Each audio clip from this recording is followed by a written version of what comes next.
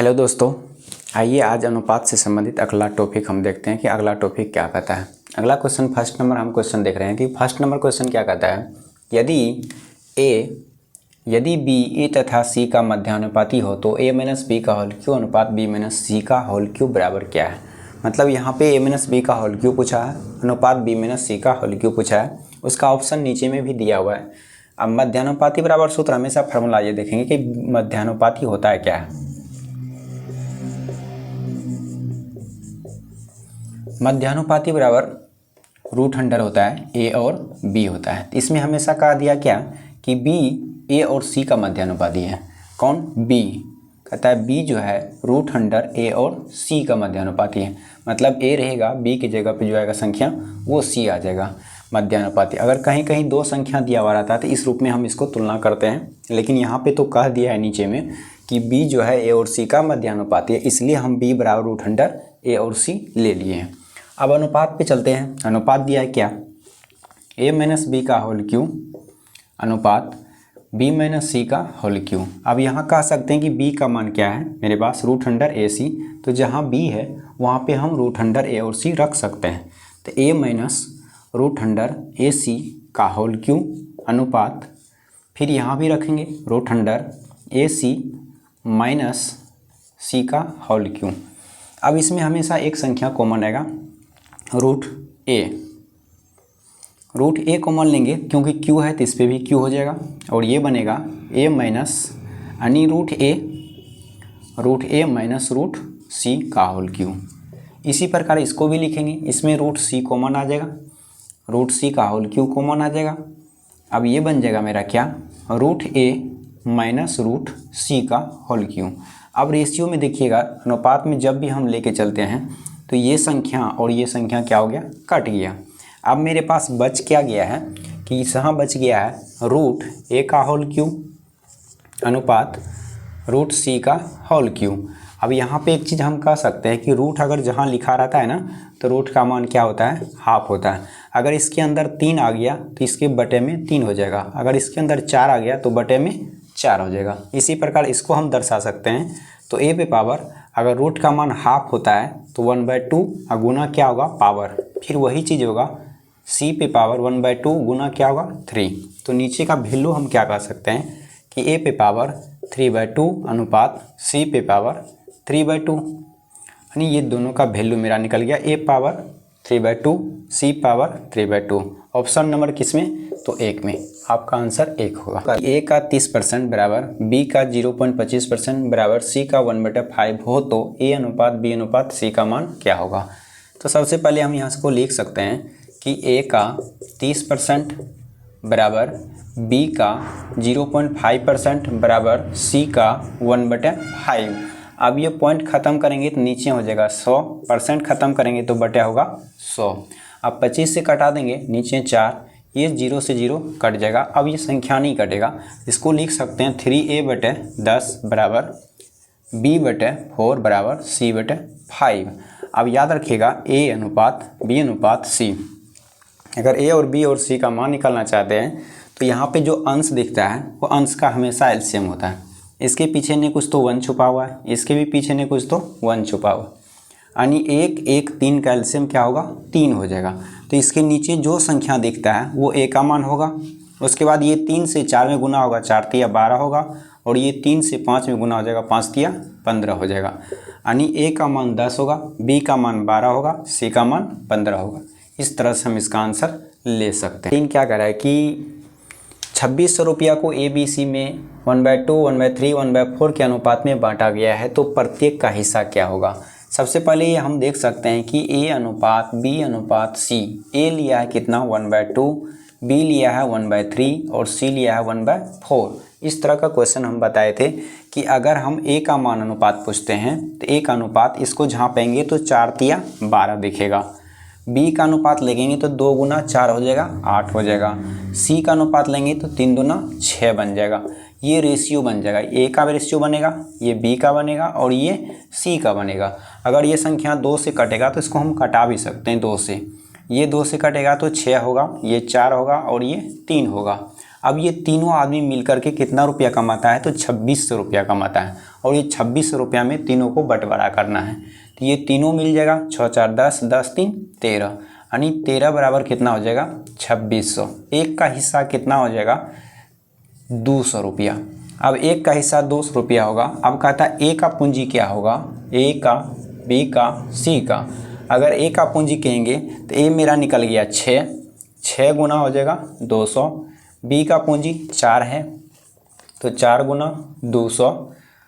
उसके बाद सी का पूंजी कहेगा तो सी का निकल गया 3 गुना 200। तो ये होगा 6 दूना 1200, एक हो जाएगा 800, एक हो जाएगा 600।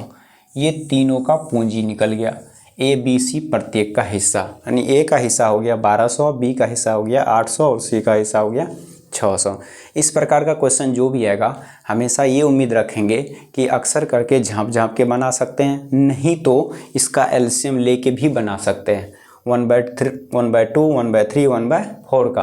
अगर ये तीनों का एलसीएम लेंगे तो हम संख्या को एलसीएम से गुना करेंगे तो यही रूप मेरा निकल के आएगा 6 4 3। क्योंकि हम फर्स्ट वीडियो में ये थ्योरी में अनुपात से संबंधित क्वेश्चन ये हम बता चुके थे कि ये मेरा आपका आंसर हो जाएगा क्वेश्चन नंबर 3 का। अब क्वेश्चन नंबर 4 देख, लेकिन इसमें थोड़ा सा अलग है। लेकिन कह रहा है क्या, एक बर्तन में दूध और पानी का अनुपात 2 और 5 है। इसमें से 14 लीटर पानी और डाल दिया गया तो अनुपात 1 और 3 हो गया, तो प्रारंभ में दूध की मात्रा कितना है। सेम अभी क्वेश्चन जो बताए थे फर्स्ट विधि में हमेशा क्या किया था कि दूध भी दिया था, दूध और हो गया मेरा कितना पानी। दूध और पानी का अनुपात है 2:5। जब ये दोनों रेशियो है, कहता है दूध में क्या मिलाया पता नहीं, लेकिन पानी में मिलाया कितना 14 लीटर। तो ये रेशियो बन गया 1 और ये रेशियो कितना बन गया 3 बन गया।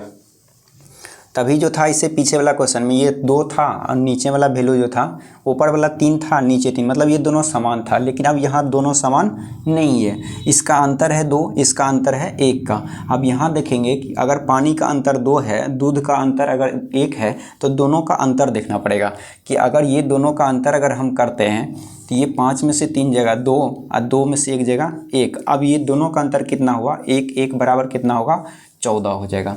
अब इस तरह से हम क्वेश्चन को डील कर सकते हैं आगे। अब कह रहे हैं क्या, दूध का मात्रा, दूध कितना है, दूध मेरा कितना दिया है 2 है, तो 2 से गुना कर देंगे तो दूध का मात्रा कितना हो जाएगा, दूध का मात्रा हो जाएगा 14 गुना 2, यानी 14 गुना 2 करेंगे तो 14 दूना 28 लीटर मेरा दूध हो जाएगा। इसका दूसरा विधि हम अगर देखते हैं तो दूसरा विधि क्या कह रहा है कि जैसे अनुपात रेशियो के लेते हैं तो रेशियो में हमेशा दूध और पानी दिया है तो ये होगा 2x बटा कितना 5x।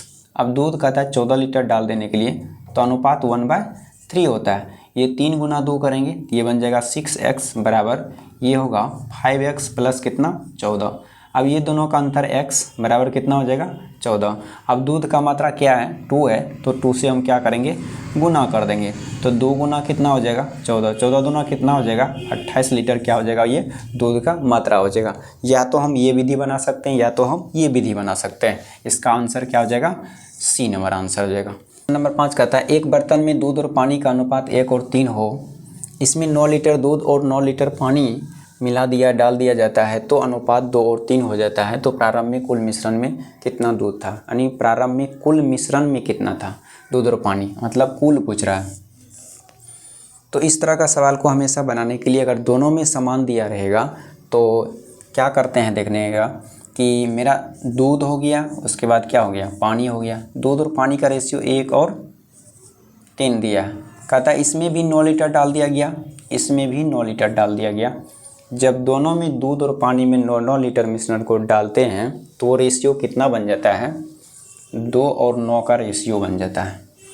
अब दूध बदल जाता है कितना 2 में, पानी बदल जाता है किसमें 3 में। दूध और पानी का रेशियो कितना हो जाता है 2:3 हो जाता है। यहाँ से हम 1 का वैल्यू निकालते हैं, ध्यान से देखिएगा 1 का वैल्यू तो दूध और पानी जितना डालते हैं सेम वही संख्या लिखेंगे 9। बाद वाला अनुपात का अंतर, बाद में जो हमेशा डालने के बाद अनुपात आता है उसका अंतर करेंगे तो 3 में से 2 जाएगा 1 बटे तिरछी गुना का अंतर करेंगे। 3 गुना 1 करेंगे 3 और 3 गुना 2 करेंगे 6, 3 गुना 2 करेंगे 6, 6 में से 3 जाएगा 3 बचेगा। 1 का वैल्यू कितना आ गया 3 आ गया। अब मिश्रण पूछेगा तो मिश्रण मेरा कितना बन जाएगा, मिश्रण 1 और 3 है तो इसका मतलब 1:3 दोनों मिल के कितना हो गया 4, 4 गुना 3 कर देंगे, 4 तिया 12 लीटर मेरा आंसर हो जाएगा। ऑप्शन नंबर सी हो जाएगा। इसका दूसरा विधि हम ये पहला विधि कह सकते हैं। दूसरा विधि अगर हम बनाते हैं तो जो अनुपात है 1 है तो इसका मतलब x है और 3 है तो बटे कितना 3x, दोनों में कहता है 9 लीटर दूध और 9 लीटर पानी डाल दिया गया तो रेशियो कितना बन गया 2/3 बन गया। अब इससे इसको गुना करेंगे, इसको इससे गुना करेंगे तो ये बन जाएगा 3 गुना 2 ये मेरा 6x हो जाएगा प्लस 9 गुना 2 18 बराबर 3 गुना x 3x अब प्लस 9 तिया 27। अब 3x में 6x घटेगा तो ये 3x बचेगा और 27 में 18 जाएगा तो 9 बचेगा। तो x का मान कितना आ गया 3 आ गया। अब मिश्रण पूछेगा तो याद रखेंगे मिश्रण हो गया 3 लीटर 1 लीटर यानी कि 4 लीटर यानी कि 4x, ये बन जाएगा 4 गुना 3 तो 4 तिया कितना आएगा 12 लीटर इसका आंसर होगा। तो हम दोनों विधि से बना सकते हैं, या जोड़ने के लिए कहेगा तो भी बनेगा, घटाने के लिए कहेगा तो भी बनेगा, मतलब इस पर सारा सवाल आपका बन जाएगा। अगर 9 लीटर दूध डाल दिया गया, 9 लीटर पानी डाल दिया गया या 9 लीटर दूध निकाल दिया गया या 9 लीटर पानी निकाल दिया जाएगा तो भी हम इस नियम से बना सकते हैं और इस नियम से भी बना सकते हैं क्वेश्चन को। क्वेश्चन नंबर 5 क्या कह रहा है, क्वेश्चन नंबर 5 कहता है कि एक बर्तन में दूध और पानी का अनुपात 2 और 3 है, इसमें से 3 लीटर पानी निकाल दिया गया तो अनुपात 5:7 हो गया, तो प्रारंभ में दूध की मात्रा कितना है। सबसे पहले रेशियो लिख लेंगे, ये हो गया अनुपात है तो 2x बटा हो जाएगा 3x, दूध कुछ नहीं कर रहा है लेकिन पानी 3 लीटर क्या करता है निकाल दिया जाता है तो माइनस का चिन्ह होगा, बराबर हो जाएगा कितना 5/7, गुना कर देंगे ये होगा 7 दूना 14x, इधर गुना करेंगे 5 तिया 15 माइनस हो जाएगा 3 तिया 9, 5 तिया 15x हो जाएगा। अब ये वैल्यू मेरा बन जाएगा कितना 14 में 15 गया माइनस x बराबर -15, ये कट गया, x का मान कितना आ गया 15 आ गया। अब कहता है दूध की मात्रा कितना है, दूध कितना है 2x, तो लिख देंगे दूध की मात्रा 2x यानी 2 गुना कितना 15, 15 गुना कितना होगा 30 लीटर इसका आंसर हो जाएगा।